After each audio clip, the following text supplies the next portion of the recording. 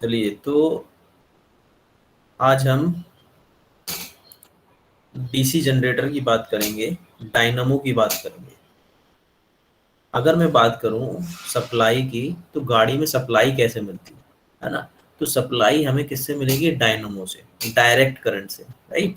तो डायनामो क्या प्रोड्यूस करता है? Direct current, DC current produce करता है, राइट। तो डायनामो को पढ़ने से पहले उसके प्रिंसिपल को जानना अति आवश्यक है ना? The working principle of DC generator is based of Faraday's law of electromagnetic induction ना। ये अक्सर पूछा जाता है। किस पर काम करता है? इलेक्ट्रोमैग्नेटिक इंडक्शन पर। फेराडे ने दिए थे, इस नियम को दिया था, तो ये Faraday law of electromagnetic induction पे वर्क करता है। क्या? डीसी जनरेटर आपका है ना, डीसी करंट आपका, ठीक। जो डीसी जनरेटर प्रोड्यूस करेगा या डायनमो प्रोड्यूस करेगा, डीसी जनरेटर डायनमो एक ही बात है। When a conductor is placed in varying magnetic field, an electromotive force get induced within the conductor. ये क्या कह रहा है कि अगर मैंने दो मैग्नेट ले ली, कोई ये एक मैग्नेट ले ली मैंने, एक यहाँ मैग्नेट ले ली, राइट। तो ये यहाँ मैंने बीच में एक कंडक्टर रख दिया, राइट। यहाँ मैंने एक कंडक्टर रख दिया, फिलहाल ये समझिए। तो इन मैग्नेटिक, यहाँ से ये नॉर्थ पोल है, ये साउथ पोल है, समझ लेते हैं, है ना। तो यहाँ से क्या होगा? मैग्नेटिक लाइंस जाएंगी, कुछ कुछ मैग्नेटिक लाइन जा रही है यहाँ से, है ना, नॉर्थ टू साउथ जा रही है।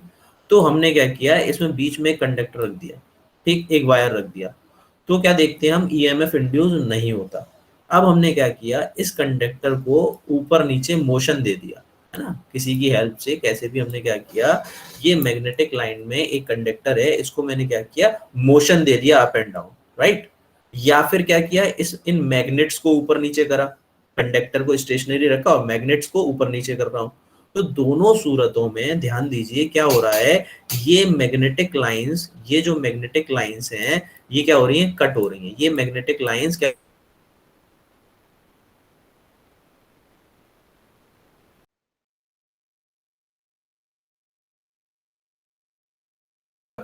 तो क्या हो रहा है? ईएमएफ इंड्यूस हो रहा है, किसके अंदर? कंडक्टर के अंदर। अगर मैं इसे समराइज करूं, तो क्या है? कंडक्टर मैग्नेटिक फ्लक्स को काटे, या फिर हम क्या करें, मैग्नेट को मूव करा दें, या इस कंडक्टर को मूव करा दें। तो दोनों रीजंस में, दोनों तरीके से क्या हो रहा है, ये मैग्नेटिक लाइंस कट रही है, ये मैग्नेटिक फ्लक्स कट रहा है, राइट। तो इससे हमें ये समझ में आया कि मैग्नेटिक लाइंस को अगर मैं काटूं, या फ्लक्स को मैं काटूं किसी कंडक्टर से, तो कंडक्टर में ईएमएफ इंड्यूस होगा, दोनों कंडीशंस में, राइट। अगर मैं मैग्नेट को मूव करके फ्लक्स को काट रहा हूं, तो कंडक्टर में ईएमएफ इंड्यूस हो रहा है। अगर मैं मैग्नेट को फिक्स कर दूं और कंडक्टर को अप एंड डाउन करूं, है ना, तो भी ईएमएफ इंड्यूस होगा, किसके अंदर? कंडक्टर के अंदर। Electromotive force, generally small amount of current को हम क्या बोल देते हैं? इलेक्ट्रोमोटिव फोर्स, है ना, इलेक्ट्रॉन्स का फोर्स। और अगर थोड़ा ज्यादा अमाउंट होता है करंट का, तो हम उसको फ्लो ऑफ इलेक्ट्रॉन्स बोल देते हैं ना, करंट बोल देते हैं, राइट। चलिए, तो if the conductor is provided with a close path, the induce current will circulate with in the close path. ये कह रहा है कि अगर मैंने क्या किया, एक लूप ले लिया ऐसे करके, है ना, ये एक लूप ले लिया, मान लिया मैंने ये ए है, ये बी है, यानी कि एक लूप में दो कंडक्टर है, ये सी है, ये डी है, राइट। ये एक लूप मैंने बनाया, इसमें ये दो कंडक्टर हैं, ठीक। तो इन दो कंडक्टरों में करंट इंड्यूस होगा, है ना, कुछ इस डायरेक्शन में। यहाँ से अंदर जाएगा करंट, और फिर यहाँ से सी और डी से बाहर निकलेगा, है ना। इसके बारे में अभी हम नेक्स्ट स्लाइड में देखेंगे। In this generator, field coil will generate electromagnetic field as well as armature conductor are turned into fields, है ना। ये क्या कह रहा है? अब इलेक्ट्रोमैग्नेट्स की बात करेंगे हम। इलेक्ट्रोमैग्नेट में क्या होगा? अभी हमने जो बात करी वो देखिए, ये परमानेंट मैग्नेट ली हमने, है ना, परमानेंट मैग्नेट ली। अब हम बात करते हैं इलेक्ट्रोमैग्नेट की। अगर मैं इलेक्ट्रोमैग्नेट ले लूं, इलेक्ट्रोमैग्नेट कैसे बनेगी? एक मैंने सॉफ्ट आयरन कोर ले ली, ये मेरे पास सॉफ्ट आयरन कोर है, राइट। इस पे मैंने कॉपर वायर लपेट दिए, ठीक है, ये मैंने कॉपर वायर लपेट दिए। अब मैंने इसे एक स्मॉल अमाउंट ऑफ करंट दे दिया, इसे एक छोटा स्मॉल अमाउंट ऑफ करंट दे दिया, है ना। तो ये कैसे बिहेव करेगा, ये सॉफ्ट आयरन कोर कैसे बिहेव करेगी, मैग्नेट की तरह। इसमें नॉर्थ साउथ पोल बन जाएंगे, है ना, ऊपर नॉर्थ बन जाएगा, नीचे साउथ, ऐसे नॉर्थ साउथ पोल बन जाएंगे, जिससे ये बिहेव कैसे करेगी, मैग्नेट की तरह। तो इसको हम क्या कह रहे हैं, आर्टिफिशियल मैग्नेट। हमने आर्टिफिशियल मैग्नेट बना ली। अब ये क्या किससे, सप्लाई देने से बन रही है, इसलिए हमने इसको बोल दिया इलेक्ट्रोमैग्नेटिक, है ना, इलेक्ट्रॉन से बनी है ना, तो इलेक्ट्रोमैग्नेटिक बोल दिया, है ना। अब सप्लाई दी, ये मैग्नेट की तरह बिहेव कर रही है, तो उसको हम इलेक्ट्रोमैग्नेट बोल रहे हैं। इलेक्ट्रोमैग्नेट जब ये बन गई तो इसका भी अपना एक फील्ड बन गया, है ना। ये भी क्या करेगी, मैग्नेटिक लाइन गुजारेगी अपने अंदर से, है ना, नॉर्थ टू साउथ। ठीक, इसको हम क्या बोल रहे हैं, इलेक्ट्रोमैग्नेटिक लाइंस। ये इलेक्ट्रॉन्स के थ्रू बन रही है, सप्लाई देने पे बन रही है, इसलिए हमने इसको बोल दिया इलेक्ट्रोमैग्नेटिक लाइंस, है ना। अब इस फ्लक्स को भी अगर हम काटते हैं तो क्या मिलेगा हमें, ईएमएफ इंड्यूस होगा। अच्छा, हम आर्टिफिशियल मैग्नेट क्यों नहीं लेते हैं, ये आर्टिफिशियल मैग्नेट हम क्यों यूज कर रहे हैं, जबकि नेचुरल मैग्नेट हमारे पास है। इस नेचुरल मैग्नेट को अगर हम लेते हैं तो हमें काफी बड़ी अमाउंट में मैग्नेट यूज करनी पड़ेगी, जबकि हम इलेक्ट्रोमैग्नेट बनाते हैं तो स्मॉल अमाउंट में, स्मॉल एरिया में हमें मैग्नेट सफिशिएंट मैग्नेटिक फ्लक्स दे देती है। तो इसलिए आजकल जो हम यूज करते हैं वो इलेक्ट्रोमैग्नेट यूज करते हैं हर जगह, ऑलमोस्ट ज्यादातर जगह, ठीक है। तो therefore an electromagnetically induced electromotive force will be generated with the armature conductor, है ना। तो अब क्या होगा, अब सेम वही कर रहे हैं, ये इलेक्ट्रोमैग्नेट हमने बना ली और एक ये कंडक्टर ले लिया, है ना। अब इस कंडक्टर को हम अप एंड डाउन काट सकते हैं इस फ्लक्स को, और ईएमएफ इंड्यूस करा सकते हैं कंडक्टर के अंदर। इवन वो हम मैग्नेट को मूव कराएं या कंडक्टर को मूव, दोनों सूरतों में क्या होगा, ईएमएफ इंड्यूस होगा कंडक्टर के अंदर, राइट। तो the path of induce current is provided Fleming's right hand rule, ये समझना बहुत जरूरी है ना, फ्लेमिंग्स राइट हैंड रूल। चलिए इसको देखते हैं पहले हम। फ्लेमिंग राइट हैंड रूल्स में अगर मैं बात करूं तो देखिए फ्लेमिंग ने क्या बताया कि ये मैंने नॉर्थ पोल ले लिया, ये साउथ पोल है, ठीक। मैग्नेटिक लाइंस हमेशा कहाँ जाएंगी, नॉर्थ टू साउथ। ये देखिए इसने एरो लगा रखा है नॉर्थ से साउथ तक। तो फ्लेमिंग ने क्या बताया हमें, अगर मैं अपना राइट हैंड, है ना, तो ये देखिए राइट हैंड रूल है, ये राइट हैंड रूल लिखा है, Fleming's right hand rule, right. तो अगर मैं अपना राइट हैंड ले लूं कुछ ऐसे, ठीक है, इस डायरेक्शन में, तो ये मेरी जो फर्स्ट फिंगर है वो किसको दर्शा रही है, मैग्नेटिक फील्ड को, है ना, मैग्नेटिक फील्ड को। देखिए पहली फिंगर, फर्स्ट फिंगर ये वाली मैग्नेटिक फील्ड दर्शा रही है, जो नॉर्थ से साउथ जा रहा है ना, ये नॉर्थ से साउथ जा रहा है, ठीक। तो ये क्या हो गया, मैग्नेटिक फील्ड। अगर मैं बात करूं अपनी सेकंड फिंगर की, है ना, ये मिडिल फिंगर की, तो ये क्या करेगी, देखिए ये सेकंड फिंगर, इस फिंगर के बारे में बात कर रहा हूं मैं। अगर ये फिंगर क्या दर्शाएगी, फिर ईएमएफ, है ना, करंट कहां से कहां जा रहा है। तो देखिए ईएमएफ का डायरेक्शन क्या होगा, बाहर से, है ना, ये आपकी साइड से मेरी साइड, है ना, कुछ डायरेक्शन ये होगा, ठीक है। ये कौन दर्शाएगी, सेकंड फिंगर। अगर मैं थंब की बात करूं तो ये क्या दर्शाएगा, मोशन ऑफ कंडक्टर, यानी कंडक्टर को हम नीचे से ऊपर जब ले जा रहे हैं, है ना। ये देखिए मोशन ऑफ कंडक्टर दिखा रहा है, वो नीचे से ऊपर में ले जा रहा हूँ।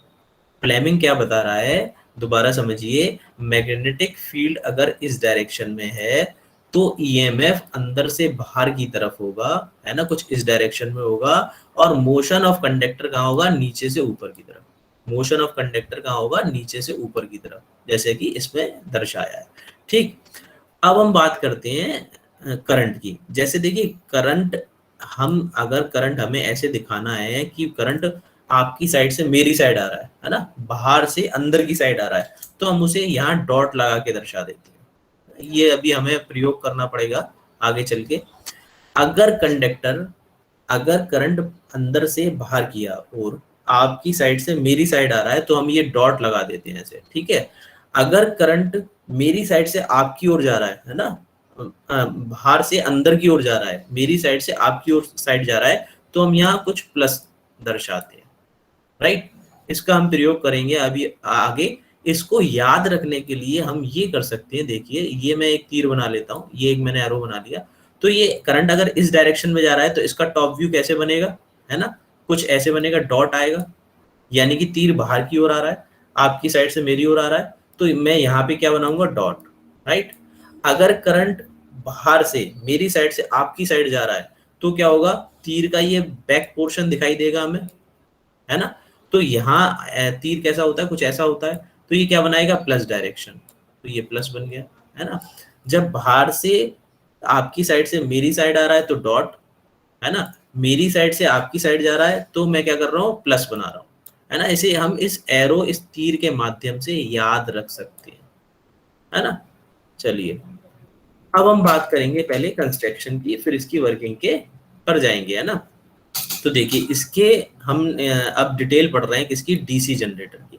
अभी हमने इसके प्रिंसिपल की बात करी, करंट जनरेट की बात करी, इलेक्ट्रोमैग्नेट की बात करी, है ना। अब हम बात करेंगे इसके कंस्ट्रक्शन की, डीसी जनरेटर के कंस्ट्रक्शन की, जिसको हम डायनामो भी बोलते हैं, राइट। अब देखिए ये क्या है, पुली, जो कहाँ, यहाँ पे एक पुली लगी होगी जो किससे ड्राइव लेगी, इंजन से। यहाँ कहाँ से ड्राइव लेगी, इंजन से, इंजन से ड्राइव मिल रही है, इस पे एक हमने पुली लगा रखी है, ठीक। ये क्या लगा रखा है हमने, एक फैन।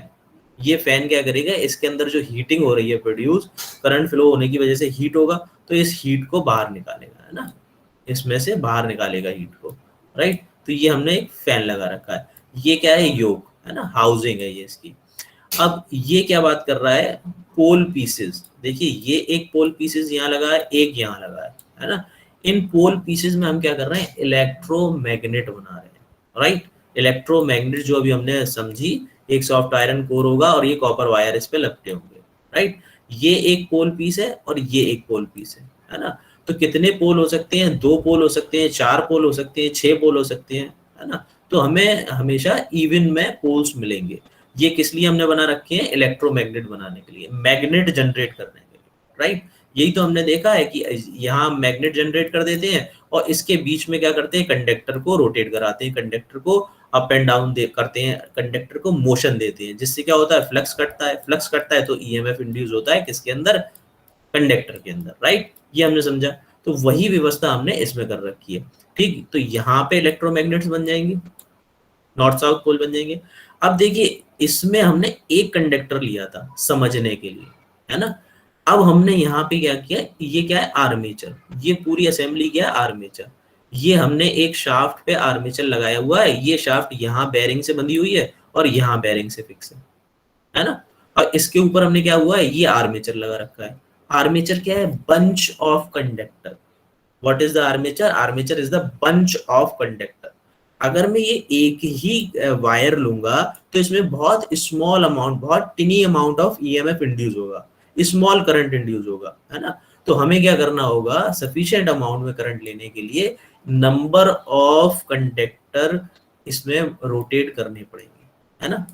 तो यहां से आप याद करिए, यहां से ये इंजन इसको ड्राइव दे रहा है, ये पुली रोटेट हो रही है, ये पुली रोटेट हो रही है, ये शाफ्ट रोटेट हो रही है, ये शाफ्ट रोटेट हो रही है, तो ये पूरा बंच ऑफ कंडक्टर रोटेट हो रहा है, ये बंच ऑफ कंडक्टर रोटेट हो रहा है। और ये मैग्नेटिक जो है, ये मैग्नेट्स जो है ये फिक्स है ना।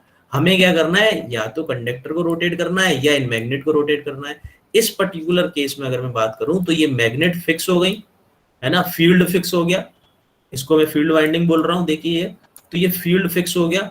फील्ड वाइंडिंग क्या है, जहां चिंगम बन रही है या मैग्नेट बन रही है उसको मैंने फील्ड वाइंडिंग बोल दिया, राइट। तो फील्ड वाइंडिंग फिक्स हो गई, मैग्नेट फिक्स हो गई और ये कंडक्टर रोटेट हो रहा है, ये कंडक्टर कंटिन्यूअसली रोटेट हो रहा है शाफ्ट की हेल्प से। शाफ्ट कहां से पावर ले रही है, इंजन से, ठीक। अब क्या होगा, इस बंच ऑफ कंडक्टर में करंट इंड्यूस होगा, है ना, करंट प्रोड्यूस होगा। वो कहाँ आएगा, इस कम्यूटेटर पे आएगा, है ना। इस कम्यूटेटर पे आने के बाद कहाँ आएगा, यहाँ इन कार्बन ब्रशेस में आएगा।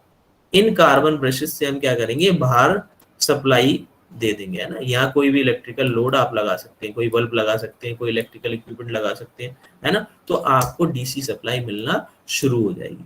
ये कम्यूटेटर हमने क्यों लगाया हुआ है, ये कम्यूटेटर हमें प्योर डीसी देगा, है ना। इसको आगे समझेंगे हम, जब पढ़ेंगे कम्यूटेटर इंडिविजुअल तब वहां समझेंगे, है ना। फिलहाल ये समझिए ये हमें डीसी सप्लाई देगा।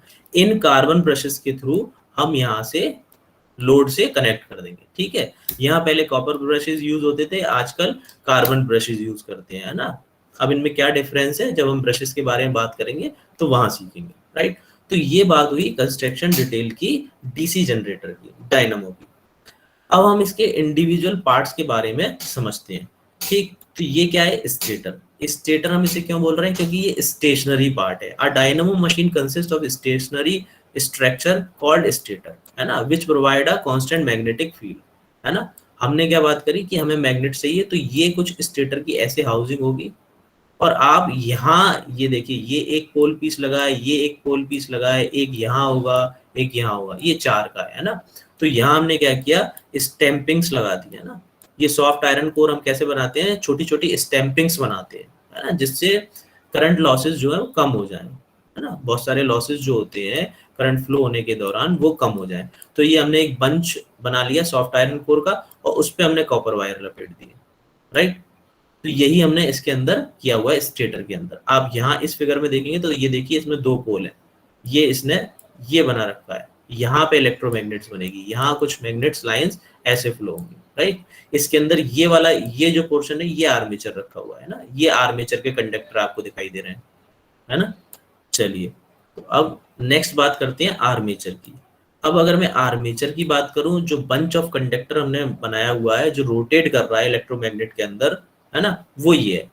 इसमें देखिए, ये हमने क्या, इसको भी हमने कैसे बनाया है, पतली पतली स्टैंपिंगों से बनाया है, जिससे करंट लॉसेस कम हो, है ना। ये पतली पतली स्टैंपिंग्स को हमने क्या किया, ये एक स्टैंपिंग है, ये एक स्टैंपिंग है, इन सबको नंबर ऑफ स्टैंपिंग का हमने एक बंच बना दिया, है ना। बंच बना के उसके अंदर ये हमने कंडक्टर डाल दिए, ये देखिए, ये नंबर ऑफ कंडक्टर डले हुए हैं इसमें, है ना। जो कि हमने एक कंडक्टर से समझा था, वो कितने कंडक्टर होंगे, यहाँ ये इतने कंडक्टर होंगे, नंबर ऑफ कंडक्टर होंगे, lot of conductor is there, right.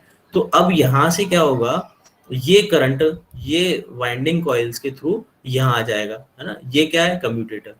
अब इस कम्यूटेटर के ऊपर क्या होगा, ब्रशेस लगे होंगे, जैसा कि अभी हमने समझा, है ना। ये शाफ्ट कहाँ होल्ड होगी, बेरिंग पे यहाँ, और यहाँ होल्ड होगी बेरिंग पे, यहाँ कहीं पीछे पुली होगी जो इंजन से ड्राइव ले रही होगी, राइट। तो अब देखिए, अब आगे चलते हैं। अब ये कंप्यूटर से कहाँ आ गया, ब्रशेस पे आ गया करंट। अब ब्रशेस से हम किसी भी इलेक्ट्रिकल लोड को दे सकते हैं, ठीक है। ये देखिए, ये कम्यूटेटर दिखा रहा है ना। ये इस कम्यूटेटर के बीच में भी माइका इंसुलेशन होगा, ये एक सेगमेंट है, इस सेगमेंट के बाद ये एक सेगमेंट है, इनके बीच में ये हमने माइका इंसुलेशन लगा रखा है, यहाँ इंसुलेशन हम देते हैं, राइट। यहाँ पे भी इंसुलेशन देंगे, ये आप ध्यान से देखेंगे तो ये इंसुलेशन दे रखा है माइका के थ्रू, है ना। ये शाफ्ट है आपकी, राइट। अब ये देखिए, ये ब्रशेस हैं, ये ब्रशेस क्या करेंगे, स्प्रिंग लोडेड रहेंगे इस कम्यूटेटर के ऊपर, ये कंटिन्यूअसली रोटेट होगा, ब्रशेस स्टेशनरी रहेंगे, यहाँ एक ब्रश फिक्स है। फॉर एग्जांपल ये देखिए, ये एक ब्रश फिक्स है, यहाँ से हमने एक वायर ले लिया, एक नीचे यहाँ कहीं ब्रश होगा, उससे एक वायर ले लिया, और हमने सप्लाई दे दी।